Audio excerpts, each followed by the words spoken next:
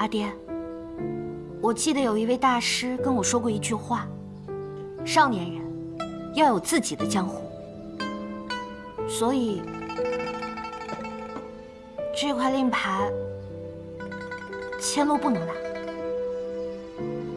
阿爹，对不起。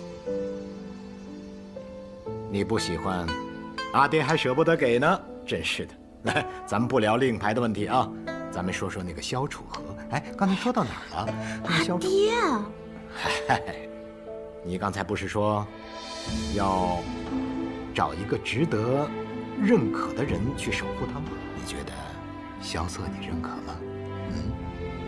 认可和守护，感觉我和他还用不上这么重的词儿。你这丫头啊，就是嘴硬。好了，现在就去找萧瑟，把欠人家的恩情给人家补上。阿爹，和若依姑娘认识那么久，第一次说这么多话。如剑仙送你那本《晚来雪》，看得怎么样了？那本书不好看，我看几行字我就困了，没意思，不爱看那本书。那你喜欢看什么样的书？那自然是豪侠闯江湖、英雄战沙场。就比如吧，那白羽剑仙一人一剑闯天启的故事，看多少遍都不会腻。白羽剑仙闯天启城的故事。萧瑟，怎么每次提到天启城，你神色都怪怪的？我没记错的话，你家乡是在天启吧？我没有家乡，你记错了。哪有人没有家乡的？难道你是从石头缝里蹦出来的？那你觉得什么是家乡？那还用说吗？家乡自然是，不管你走了多远，走了多久，无论如何都注定要回去的地方。注定要回去的地方。你说的对，我的家乡就是天启城，那是一个我终究要回去的地方。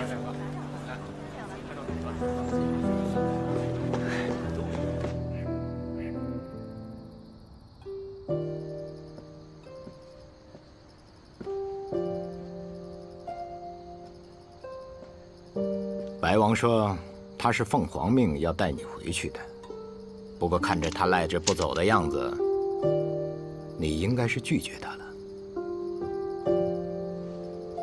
那三城主觉得我是不是应该拒绝呢？我不知道他提了什么条件，不过看他的样子，从他的口语中，应该有着让很多人都惊讶的条件。对，但也有让我不得不拒绝的理由。唉，三城主是不是觉得我应该跟着一块儿回去？我理解你心中的坚持，不过我觉得，如果此时你回到天启的话，会使很多问题都变得很简单，于你父皇，与过去的那件事情，都有很多好处。没错，父皇已经做了很大的妥协，以他的性子，能让步至此已是极限。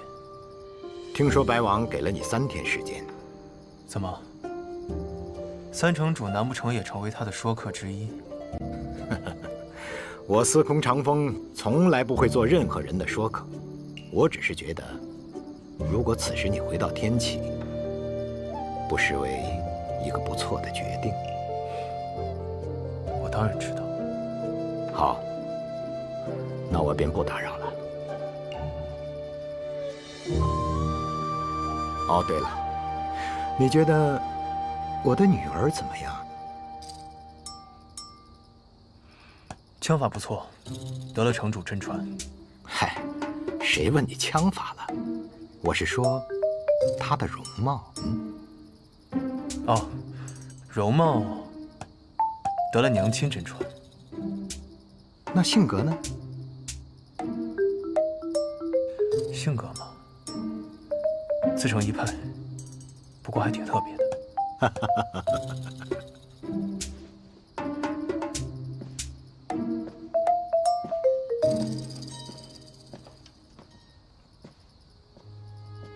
如果此时你回到天启的话，会使很多问题都变得很简单，于你父皇，与过去的那件事情，都有很多好处。3日。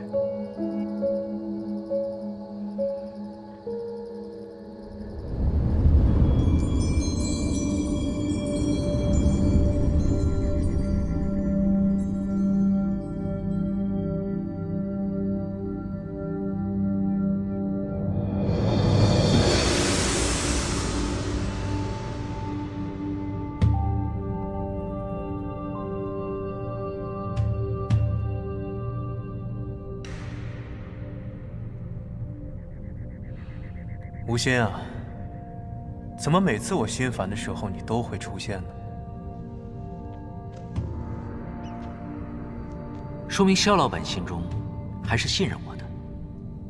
心烦意乱，只有见到至交好友，方能安神静心。在我的梦境当中，你还是这么自恋。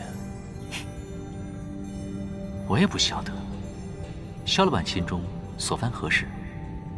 一件纠缠了很久的事，也坚持了很久的事。有些事情坚持很久，并没有必要。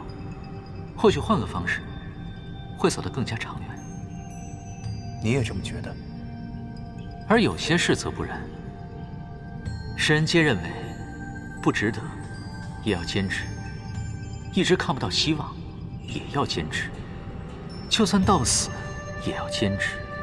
这样的事很少，但我想，以你的性格，一定会遇到。无心，可解了你心中疑惑？笑话！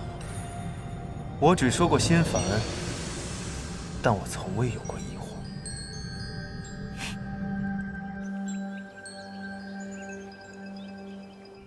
白王殿下来到雪月城有几日了？算上来的那一日，已是第4日了。可如白王听闻般的那般有趣啊？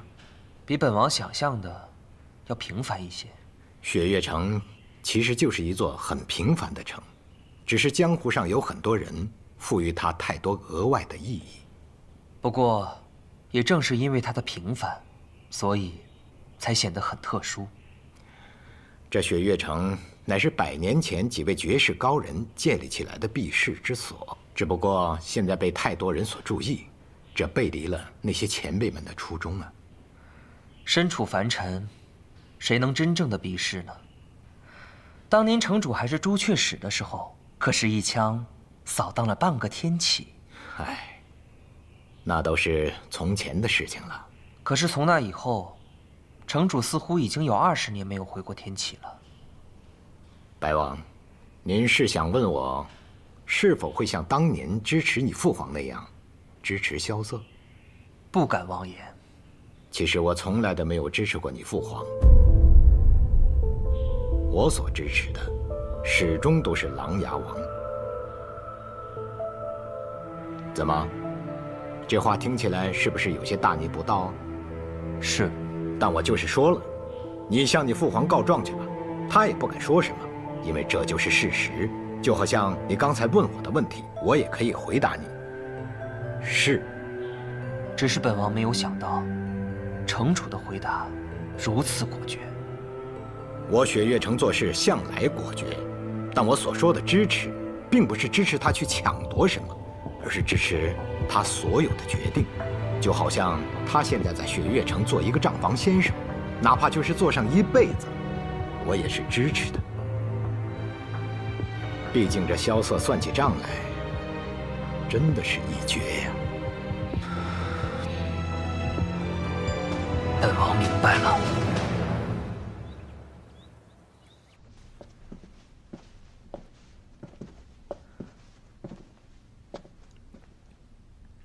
楚河，3日期限已到。那你明日岂不是就要回去了？得到你的答案，我便会离开。恢复皇子身份，承袭永安王爵位，这个条件确实很难让人拒绝。你我都了解父皇的脾气，他肯下这道口谕，已经做了很大的让步。其实只要我跟你回去，我便从此不用再流浪江湖，我就可以回到天启城，回到我那处真正的雪落山中。我可以每天都去碉楼小筑饮酒，去千金台豪赌，去碧波湖观景。就连我这一身内伤，也有最好的医师帮我调理，最好的药材供我滋养。自然，甚至就连我最想查清的那件事，也有更多希望去调查。你只要告诉我你的答案，回到天启城之后，做什么，由你自己来决定。好，那我就告诉你我的答案。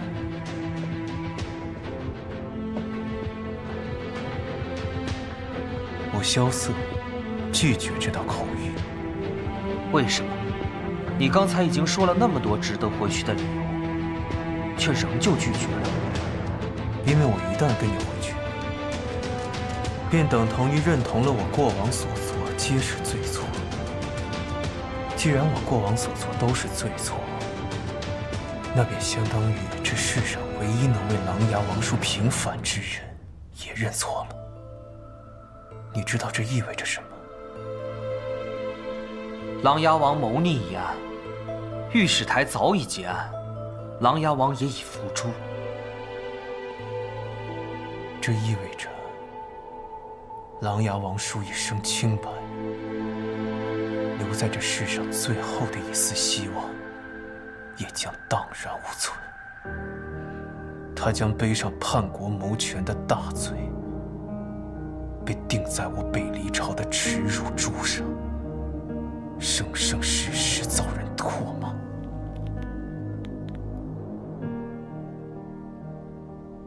你一人坚持，有何意义呀？有我萧瑟坚守，那至少这世上还有人为其反抗。这样，琅琊王叔当年不惧生死，拼杀于战场，救黎明苍生于水火的壮举，就还有意义。没错，就我一人，那又如何？除非我死，我这辈子都不认错。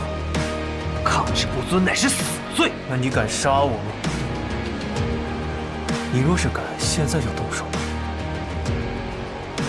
你若是不敢，就回去找你的父皇，请一道取我首级的圣旨来。殿下，带他走。是。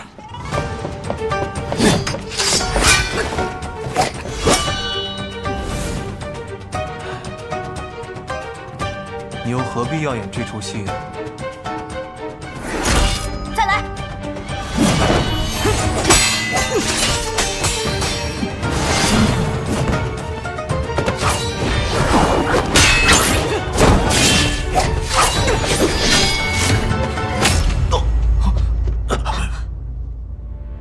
萧瑟，走。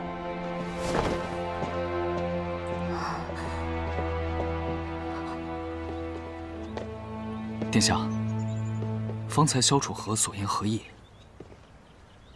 本王临行前曾经答应过父皇，一定要办成此事。但从遇到他的那刻起，本王便已经猜到，他是不会离开的。为何？因为他身上的锋锐，并没有消失，所以本王就演了一出戏，等了他3日。终于在方才，老六配合本王演完了这场戏。所以说他是故意借的这一剑。不错，以生死相抗，本王就没有理由再逼迫他了。父皇那边，本王也可以交代了。殿下早就想到这一层了。谁又真的想让萧楚河回到天启城？那些年，所有的皇子都成了他的陪衬。本王好不容易找到一次机会，不能再错过了。是藏民鲁莽了。不知道从什么时候，本王也开始算计得失。老六比本王早知道这些，却从来没有改变过。白王来得匆匆，去的倒也迅疾。既然事情已了，就不多打扰城主了。白王很像当年的景玉王啊。父皇当年的封号，不敢忘提。只可惜，萧瑟一点都不像当年的琅琊王。是吗？听很多人说，老六的风采跟当年的琅琊王一样。那可大不一样啊！琅琊王是个君子，凡事喜欢讲道理，以大局为重。老六呢？哎，去他的什么大局为重！我开心，我舒心就行了。本王明白了，告辞。请。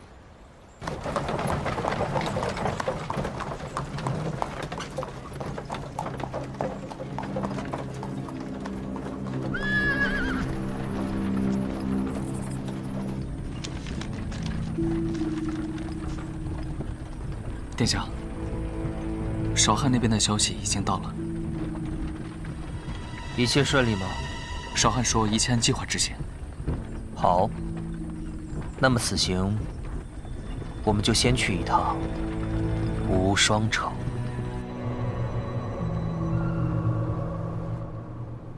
有客自远方来，愿拜会叶宗主。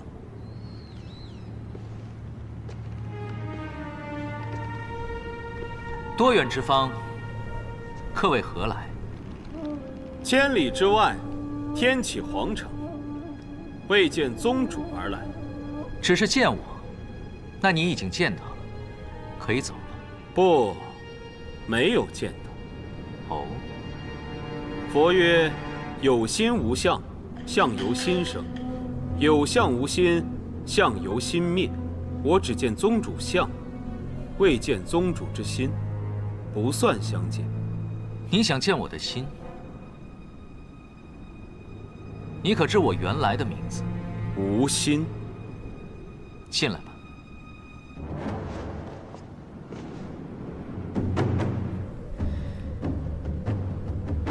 这位似乎是故人。越姬笑送帖，明侯怒杀人。这位是明侯，你们的确曾见过。可他现在看起来，似乎什么事也不记得了。这是药人。我遇到他和越姬的时候，两人都受了重伤，几乎已经是死人了。他虽然没死，但是却变成了只听你命令行事的药人。万事皆有代价，他想救回自己和越姬的命，就得付出一定的代价。唉，只可惜那门武功，我已然用不出了，没办法再帮你一次。至于你，为什么要来见我呀？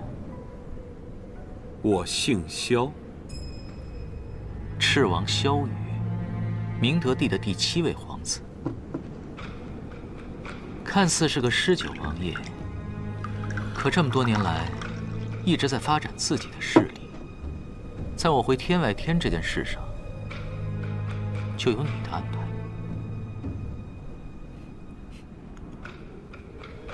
之所以会这么做，是因为天外天内乱不断，所以你想把我送回这里，以我为傀儡，在背后操控。最后天外天，甚至于整个域外，都会成为你的势力。对，你说的没错，但我没有想到，你的能力远远超出我的想象，短短几个月，就已经掌控了天外天，所以我才不远千里而来，希望与你结盟。可我为什么要与你结盟？我姓萧，但我的母亲姓易。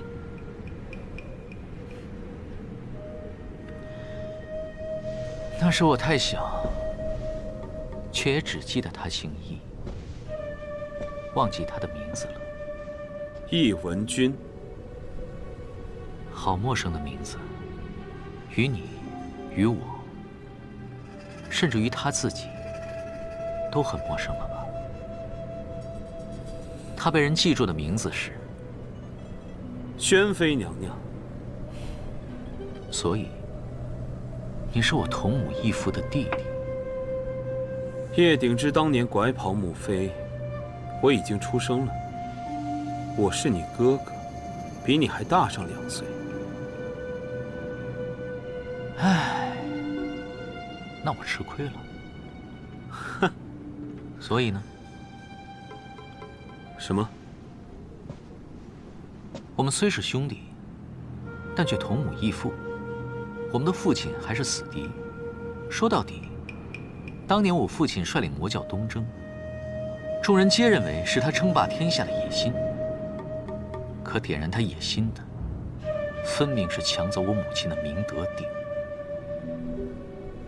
你的父皇害死了我阿爹，抢走了我的母亲，我不提刀砍了你就不错了，还好意思让我帮你夺帝位？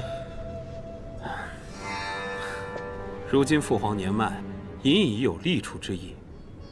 我们家族本来在天启依托影宗，可琅琊王还在世的时候就废掉了影宗。现在我们家族在天启城毫无势力，母妃又因为那件往事而受尽白眼。江湖之上，无双城和雪月城的势力也被其他皇子所占据着。别把自己说得这么弱。母亲当年有一个师兄，爱他爱得要死，叫洛清扬。后来他成为了5大剑仙当中最厉害的那一位。木良城城主孤剑仙，现在是你的义父。他确实是我们的义父。怎么又成我们了？你这个哥哥，话里话外都狡猾得很呢。我就想让母妃过得好一点。这么多年来，叶鼎之那件事情之后，所有人都仇视母妃，也看不起我。但我偏要站到最高处，让这些人后悔。用亲情感动我，这并不是一个好的选择。毕竟我和他之间的亲情，并没有什么美好的回忆。但是，争夺天下什么的，似乎也挺有趣的。我不能当皇帝，但能帮一个人当上皇帝，听上去也不错。真的？真的。如果我不去的话，你会死吧？我的亲人不多了，我希望你们2个人能好好的活着。好，我现在就有一件急事，需要你帮我。我才刚答应帮你，你就给我安排任务，是不是也太心急了？的确很急，因为白王萧崇已经动手了，他们正在追踪一个人，那个人很重要，绝对不能让萧崇得手。我需要你帮我抢到他，或者杀了他。那个人，莫非也姓萧？是。萧瑟。我不管他现在叫什么，反正没错，就是你心里想的那个人。你们之间情谊很深。是。他是我的朋友。我的朋友很少，他算一个。但是你放心，你的请求我会答应。只是有一点。什么？我会保证，白王萧崇得不到他，但你也得不到。萧瑟不能死，这是我的底线。好啊，我答应你。还有，这一路上，我需要有一个人相陪。你随我走吧。你要带他走？我们好歹也算是有一面之缘，看他变成如今这样，着实可惜。不妨，你把他交给我。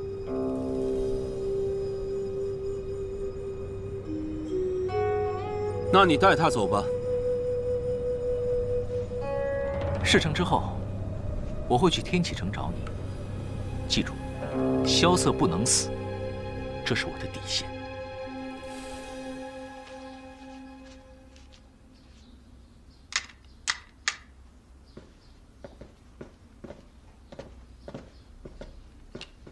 他走了。一刻都没有停留，或许是有别的事情赶着去做了。走了就好。你派司空姑娘来，是料到他有这么一出。有些事情的解决必定是要流些血的，我不宜出现，所以便让千洛去代劳了。萧瑟，我听千洛说你受伤了。小伤而已，不用大惊小怪。哎，唐莲啊，唐老太爷说他突然想到一个法子，或许能够治疗叶姑娘的病。我看这几天你抽空带叶姑娘去一趟唐门。是。哎，大师兄也要走啊？难道你也要走？哎，这雷家堡英雄宴就要开始了，而且呢，按照我跟我姐的约定，她必须要跟我去见一次我师傅。我倒是忘了，今年的英雄宴在雷门。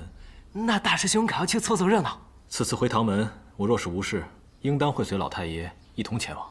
那感情好啊！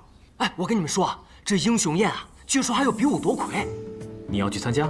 我定当夺得头筹啊！你大师兄曾经是三魁者，可别丢了你大师兄的颜面。哇，那萧瑟呢？萧瑟你要去吗？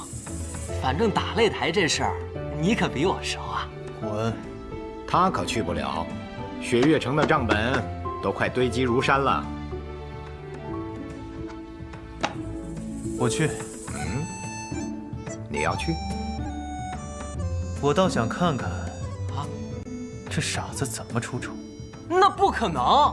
我告诉你，我定当打遍天下无敌手。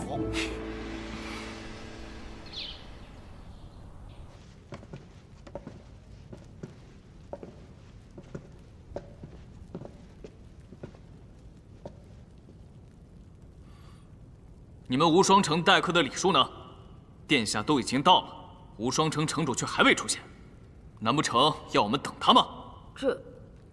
我不是已经坐这儿了吗？什么？你个小豆丁儿是无双城城主？怎么了，丧明？回禀殿下，宋彦回并不在这儿，只有个小孩坐在那儿，这不是开玩笑吗？散了！在下无双城新城主无双。丧明。阁下便是林先生所说的萧公子。幸会，萧愁。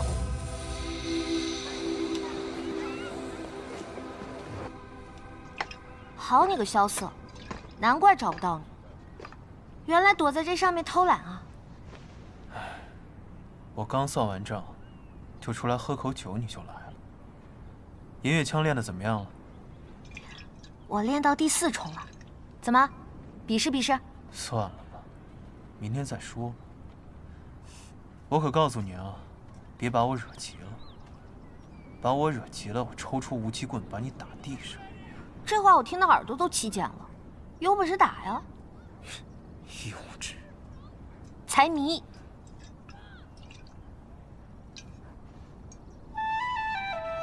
你去过天启吗？帝都天启？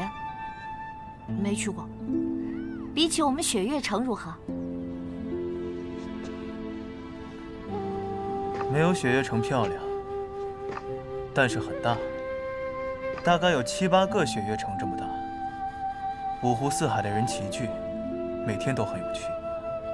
每年年中和年尾都会有一次大集市，集市上会有各种稀奇古怪的玩意儿。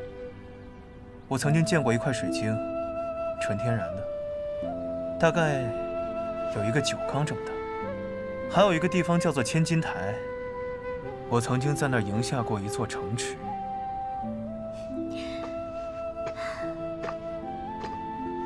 有机会带我去天启好不好？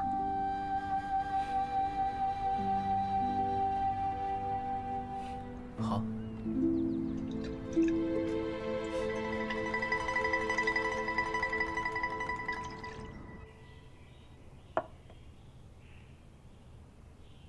去吧，你在苍山待的时间也太久了。那你呢？百里一去未归，我又要走了。我是雪月城的城主，这整个雪月城就是我的江湖。你那徒弟现在怎么样了？已经有了好转，但还是经不起半点折腾。他偏偏要跟你们一起去雷家堡。他去雷家堡做什么？他说他要亲眼看见雷无杰夺魁。那天我说的那句话，是故意想试探你。谢轩说，有些人是永远都不会改变的。于是，我便跟他打了一个赌。结果如何？我输了，不过我输得很高兴。那就好。罢了。谢轩此行也会去雷家堡，俺们还可以再见上一面，顺便聊一聊流转之术的奥秘。这可能勉强算是我同意他去的一个原因吧。有我同行，放心。寒衣，你很久没有出雪月城了，你就不想去一些自己想去的地方？不去。哎，别回答的那么决绝啊！你要是同意的话，我就把百里大师兄给请回来，我们替你做主，就上那望城山。不必了，我自己的事情，自己心里有数。你看你，哎，罢了罢了。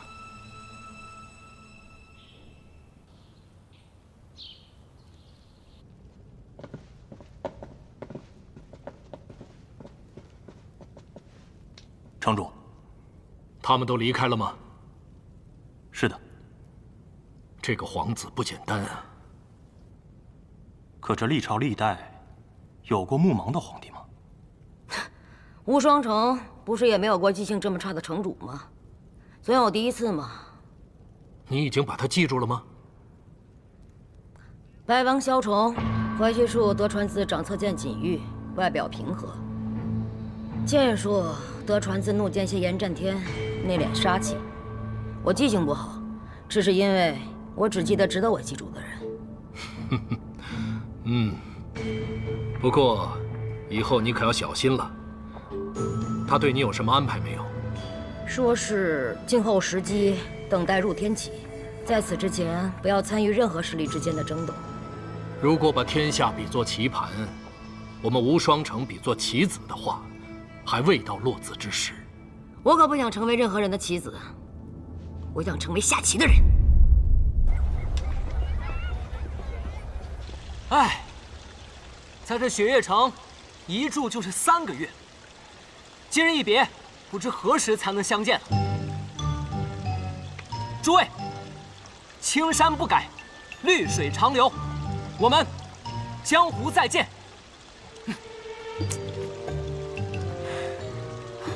我说你要告别，也对着雪月城门口，你对着登天阁干什么？这不叫有始有终吗？哎，你说我们都要走了，怎么也不见大师兄来送我们啊？说谁坏话呢？哎，大师兄，如意姑娘也在啊。知道你今日要走，特地过来送你一程。哦，小瑟，你真的要去吗？嗨，他呀，他在城中打算盘，打的是心烦意乱。我带他去英雄院看看，透透气，看完就回来了。正好，我今日也要带叶姑娘回一趟唐门。若依姑娘，若是唐门治不好你的话，你可以去我们雷门。我师父，人家唐门大师兄在这儿，你说这话不好。我不是那个意思。无妨。哎，对了，二师尊呢？他不是也要去吗？阿姐说他能日行千里，让我们先行一步，之后他自然会追过来的。好。那，大师兄，我们先去雷家堡，你们可一定要来啊！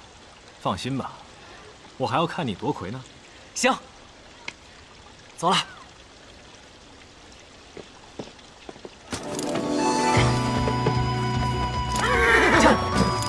撤！叶姑娘，你觉得我这个师弟怎么样？恰！恰！已燃少年气。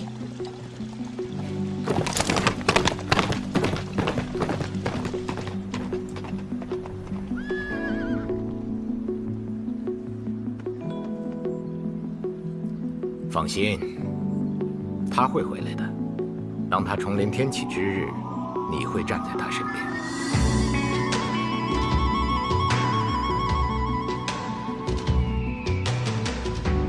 小子，来拿着。哎，你确定去雷家堡是这个方向吗？当然不是，我们去望城山。去望城山干什么？那自然是去请望城山上那位神仙下来了。你想想啊，3位旧友齐聚雷家堡，多么有趣的一件事情啊！你脑子里面想什么呀？我只是在想，我师父、我姐，还有望城山上那位，这么多年好像都是把自己给困住了。其实他们不过是在等彼此谁先跨出那一步而已。那既然我都已经下山了，那么这个僵局也就应该打破。赵玉珍这么多年从未下山一步，你真觉得能为你这个傻小子下山？那你不试试你怎么知道吗？行，那你想怎么试？哼，那自然是一剑问望城。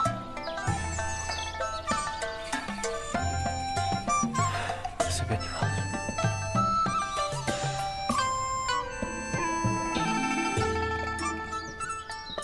你这一下山就是1年，可玩尽兴了？尽兴了，尽兴了。都去了哪些地方？去了柴桑城看花，还去了孤城观海。我一剑掀起那千层巨浪，那些渔民见了我，都还以为我是个小神仙呢。哦，对了对了，我还去登了昆仑山。原来世上真有一个地方是常年积雪不化的。哈，山下的世界实在是太精彩了。师傅，您不能下山，真是太可惜了。是不是还少说了一个地方？啊？雪月城来信了。写信的是雪月城的萧信总管，说让我们望城山赔他80万两银子。要银子干什么呀？他写信说，有一个叫李凡松的望城山弟子，把重金修建的登天阁给夷为平地了。师傅，我错了，我确实去了雪月城，闯了登天阁，可那登天阁真的不是我弄的，我。为师当然知道不是你做的，你若有此等修为，为师就算把这镇山的青霄剑给当了，也要把这钱给你还。不过这雪月城的萧总管也太坏了，我觉得他就是想趁机勒索我们。见到雪月剑仙了？啊，见到了。然后呢？问了剑仙一件，剑名？月溪花尘。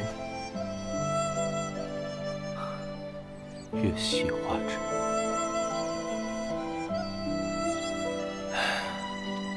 你和我一样幸运，我在像你这个年纪的时候，也曾见过那么美的一剑。月溪花尘。